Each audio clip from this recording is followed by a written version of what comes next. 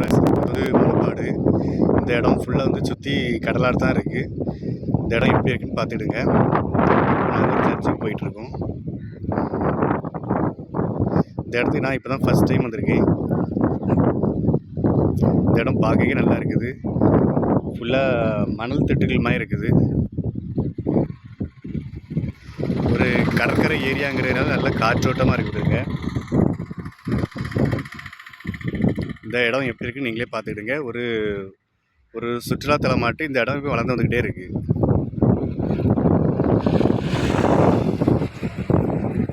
நிறைய டூரிஸ்ட் பயணிகள்லாம் அங்கே வந்து போயிட்டுருக்காங்க.